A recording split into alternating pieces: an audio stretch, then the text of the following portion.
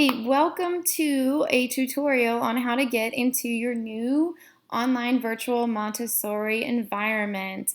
This is your favorite IT person, well, maybe the only one right now, that's going to be in the building, Laura, and I am going to just try to walk you through some of the steps to help you become familiar with what your students will be doing. And if you're a student watching this, you probably already know this because you're light years ahead of us. But if not, this is a great place for you to always come back and reference how to do certain things within this environment. We are going to be using Google Accounts for Education. This allows students to have an email address, and then we assign randomized passwords through one of our IT professionals who we consult with. This allows students to log in and have access to several apps through Google.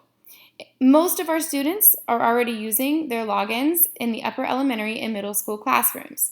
This will be new to our lower elementary students. So we did send home passwords and logins for each of you in the packets that you picked up on Monday. If you have lost those, there's an IT form that you can fill out online, and we'll put that on our website, but I'll show you what that looks like later on in the tutorial. So if you've never logged into Google, this is the screen that it'll bring you to. If you just type in google.com at the top, this is where it'll take you, and then you can also see a login. Again, too, these are where the apps will always be available for students. Right now, we're not logged in as anybody, so we obviously don't have access to the Classroom app, which is fine. We don't need it. So we can choose to log in this way, or we can also choose to go to Google Classroom, and that just takes us right to where we want to go anyways. So with Google Accounts, we can sign into our classrooms.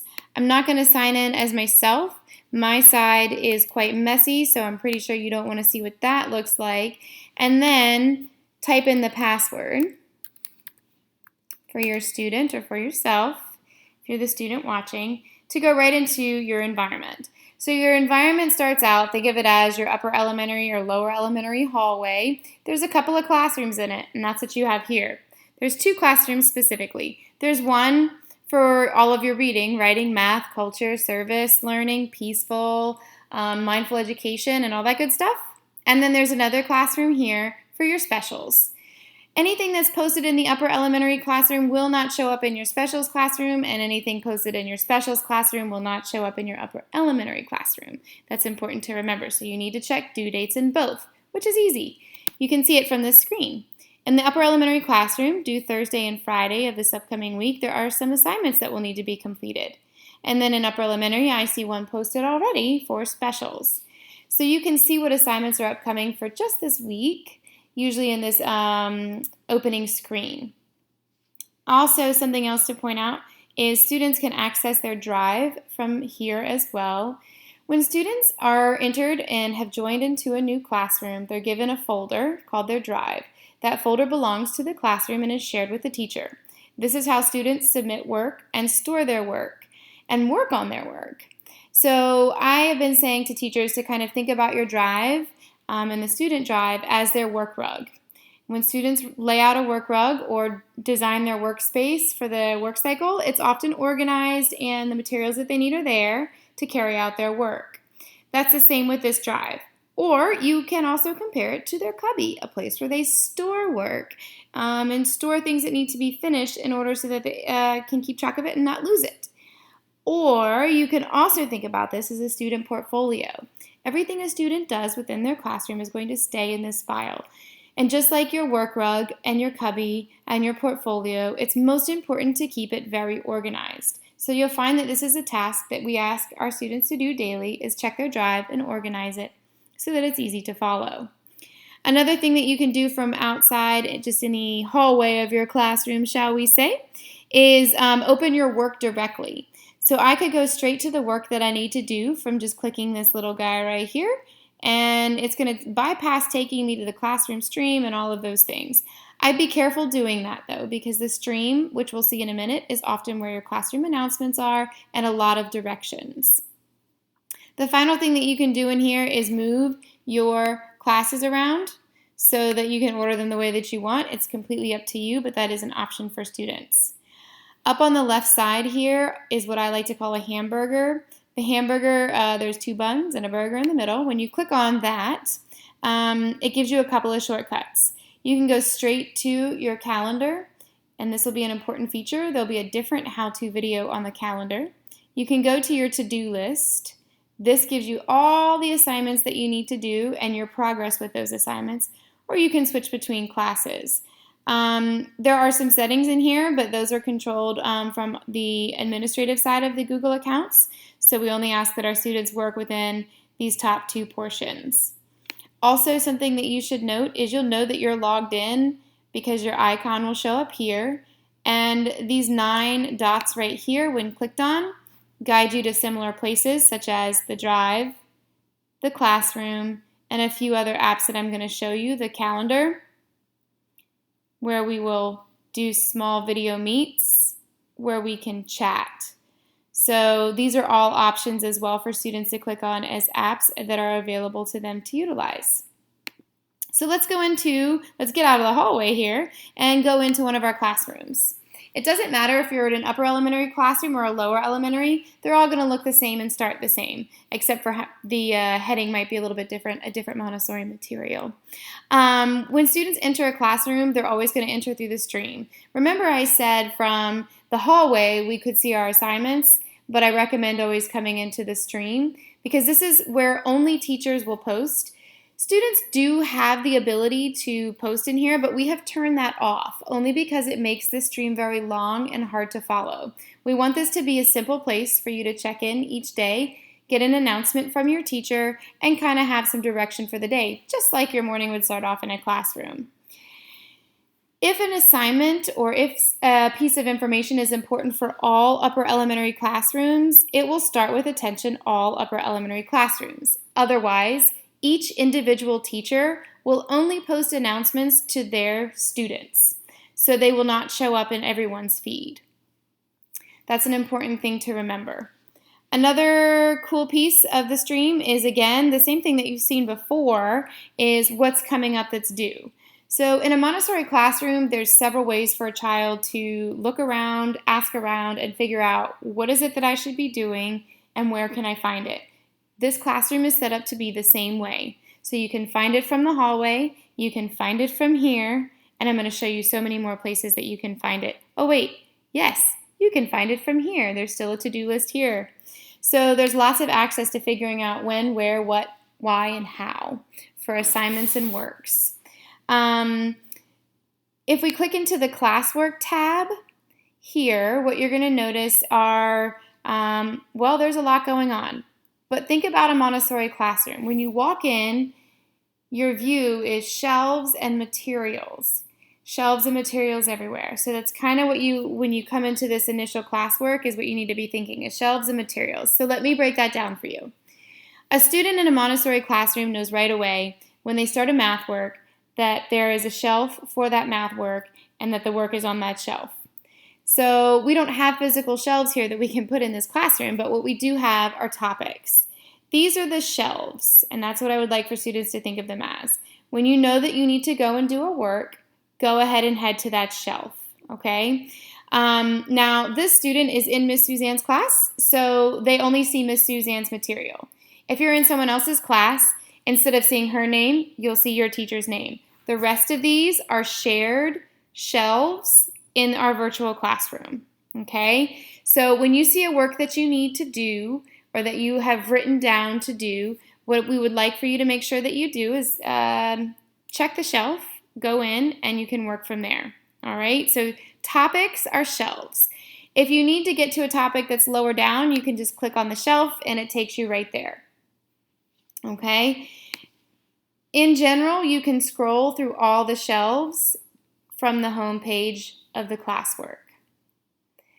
At the very top, this will stay up here for students for a little bit so that you guys have some ideas of what's important and how to help yourselves with technology.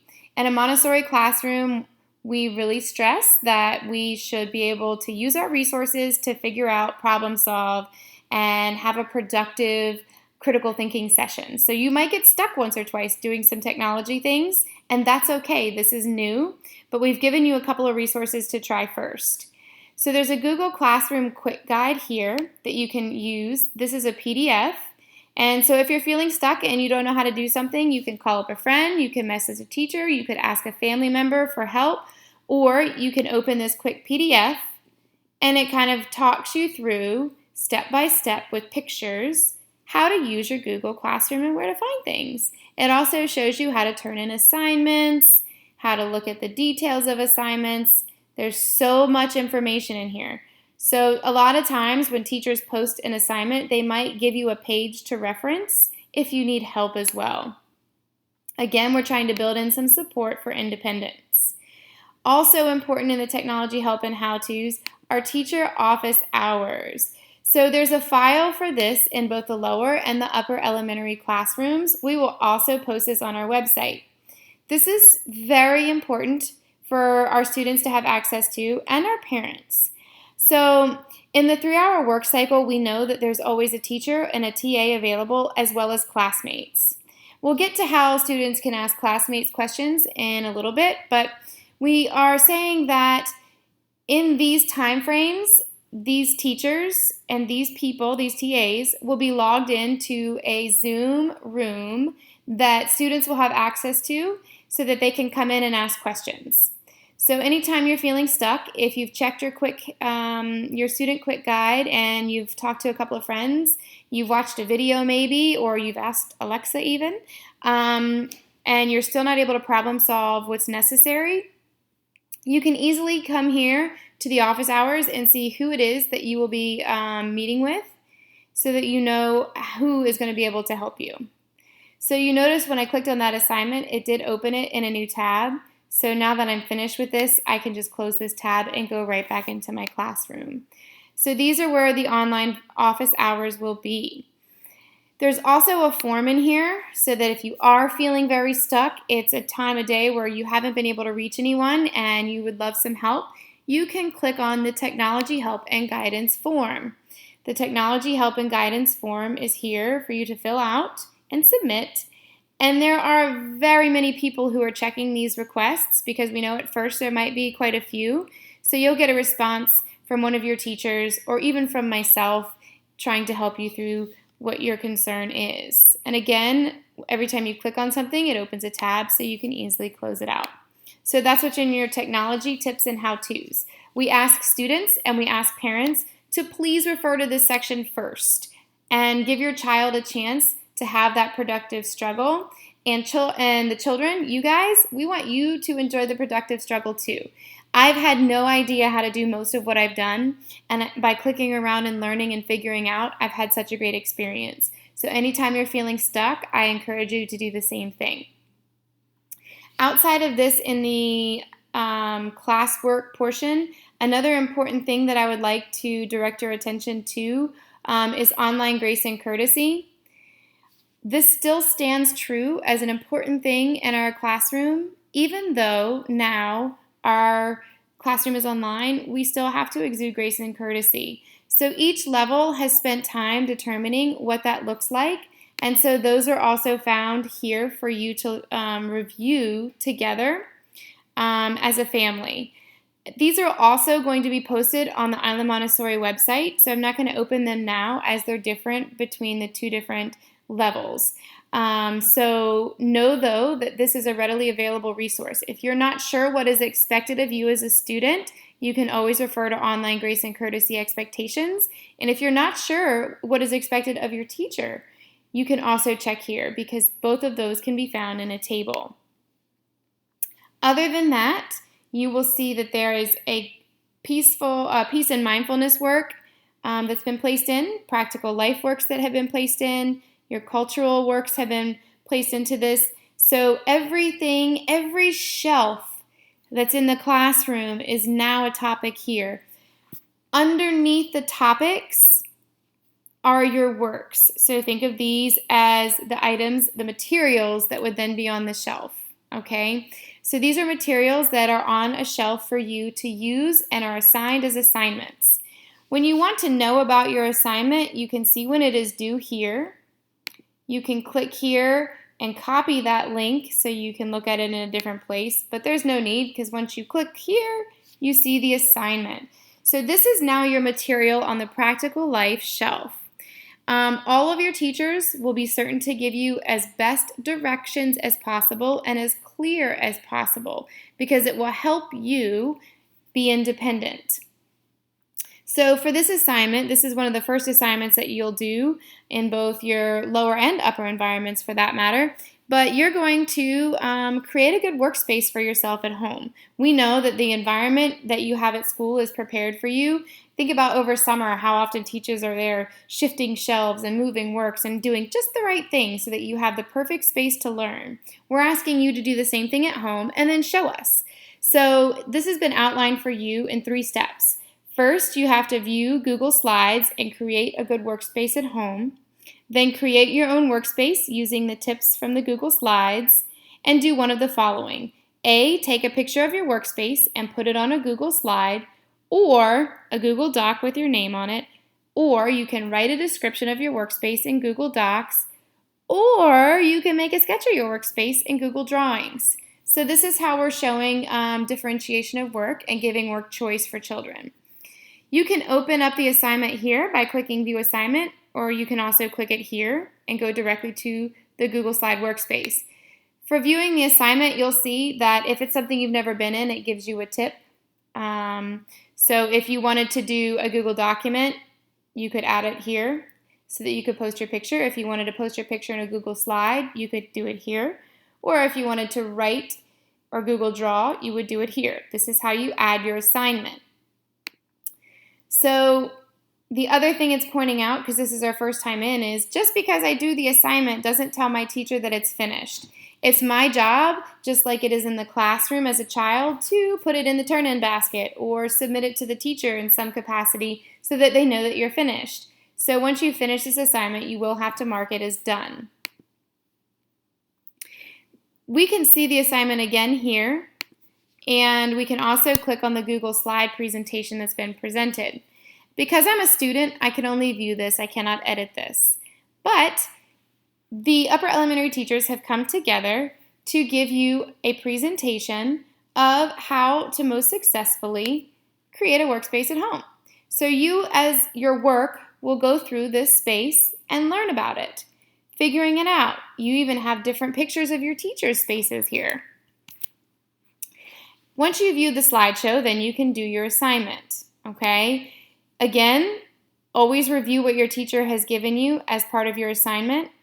Notice here, they didn't give you a way to turn it in, but they gave you options. The options that they gave you are to take a picture and put it on a slide or a doc, to write a description in a Google Doc, or to make a sketch of your workspace. So you would add one of those items to it. You can see they're all here. You can add a doc for your picture or your description. You can add a slide for your for your picture or your descriptions, or you can draw. And once you open those up, that's where your assignment begins for your teacher. Since I'm in this assignment and we're not going to mark it as done yet, how do I get back to my classroom? I go back over to my hamburger.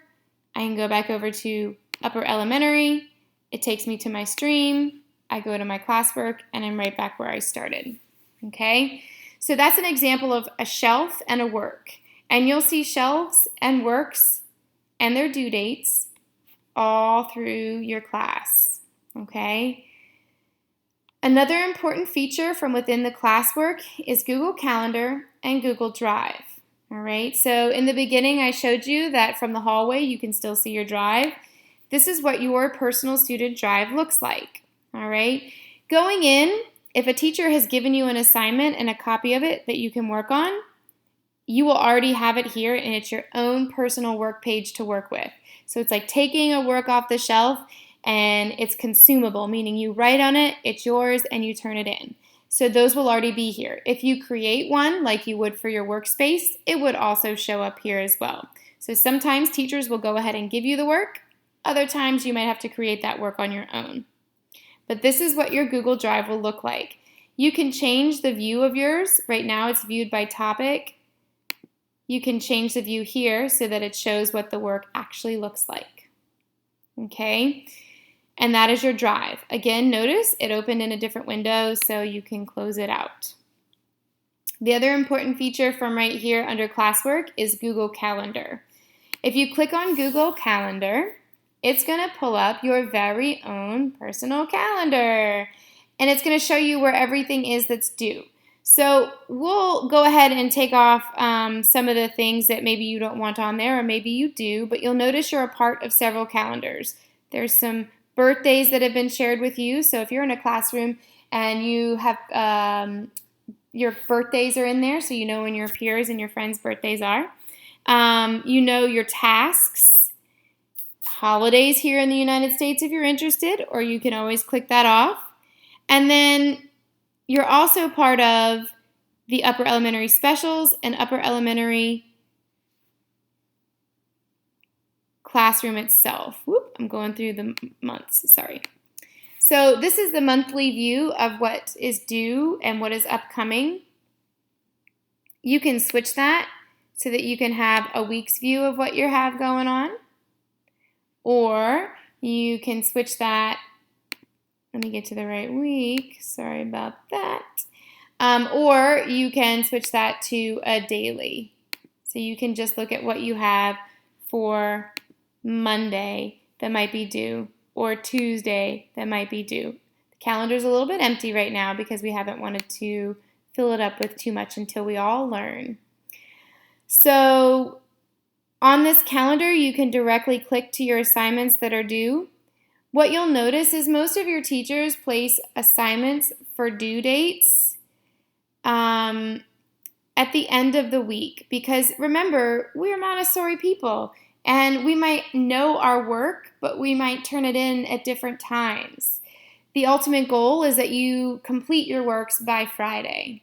So within the Google Calendar, you'll see all the assignments that are due, and you're more than welcome to arrange them the way that you would like and place them in your planner. Also within your Google Classroom is where you might see that you have some Zoom meetings popping up. Zoom meetings will be when you get to meet with a person to hang out, to talk with a teacher, or to do a group project. So this is one that's passed. That was a test. You can obviously see I tested it with myself and one of our coworkers. And so when we tested it, I set up the meeting for us to join together, and it popped up in the calendar just like this. So this might pop up for two reasons. You have a lesson that's upcoming or a community meeting, and the other reason is for office hours. So teacher office hours will appear on your calendar so that if you're stuck during your work cycle, you can easily just click the link to join, and you'll be sent right to Zoom so that you can ask a teacher a question face-to-face with a video, okay? So to recap, in your calendar, all of your assignments are here, classroom birthdays are here, and meeting times are here. Be sure to check this daily to help you out and to help you plan. And again, in summary, you'll always find that assignments are due usually on Fridays because we want you to work at your own pace and finish them as you wish. And that is your Google Calendar. So you can, again, in a new tab, close out and end up right back in your classroom. So this is just a very general overview of what you have access to here. I will go back and just reiterate a couple of things to help you out and just do a quick recap. So this is our hallway. From the hallway, we can still see everything that's due. We can still get in our drive. We can still see our assignments. From our hallway, though, we see all the different classrooms. We can enter a classroom, and it's within the classroom that we see all of our announcements from teachers. We see all of our shelves, and on our shelves, our work. We can also see our drive, which is where our cubby is and our work rug is, so that we know how to organize ourselves throughout our work cycle.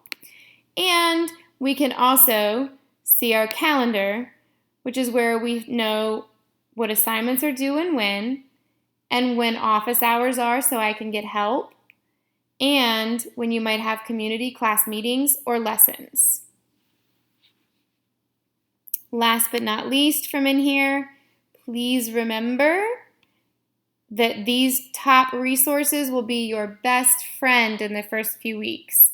When you feel stuck, check these resources first. All right? Just like you would in a classroom, think of the 3 before me. Here's some 3 that should become before your teachers, okay? Give your teachers a chance to continue learning and growing in this platform by trying to be that critical problem solver that we know that you are and utilize these resources.